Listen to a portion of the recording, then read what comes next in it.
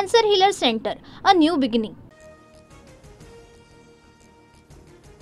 नागपूर राड्यात वाहनांची तोडफोड झालेल्यांना 3 ते 4 दिवसात नुकसान भरपाई देणार। नुकसान भरपाईची रक्कम दंगेखोरांकडून वसूल करणार। नुकसान भरपाई न दिल्यास संपत्ती जप्तीची कारवाई। फडणवीसांची आक्रमक भूमिका।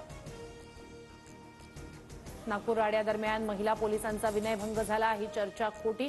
महिला पोलिसांवर दगड फेकण्यात आले, कडक कारवाई होणार। मुख्यमंत्री फडणवीसांची माहिती।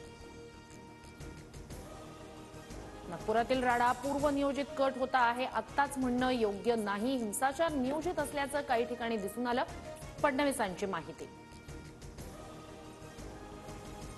नागपूर हिंसाचार प्रकरणातील जखमी असलेल्या एकाचा मृत्यू। नागपुरातील मेयो रुग्णालयात इरफान अन्सारी यांचा उपचारादरम्यान मृत्यू।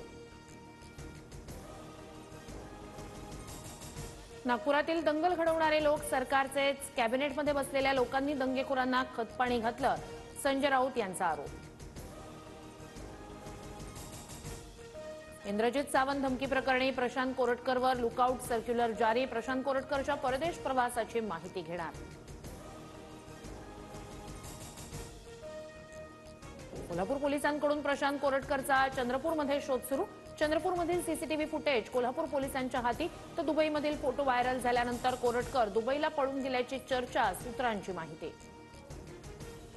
आजपासून आयपीएलचा थरार रंगणार। पहिल्याच सामन्यात गतविजेता कोलकाताचा संघ बंगळुरूशी भिडणार। कोलकाताचं नेतृत्व अजिंक्य रहाणेकडे, तर रजत पाटीदार आरसीबीची धुरा सांभाळणार।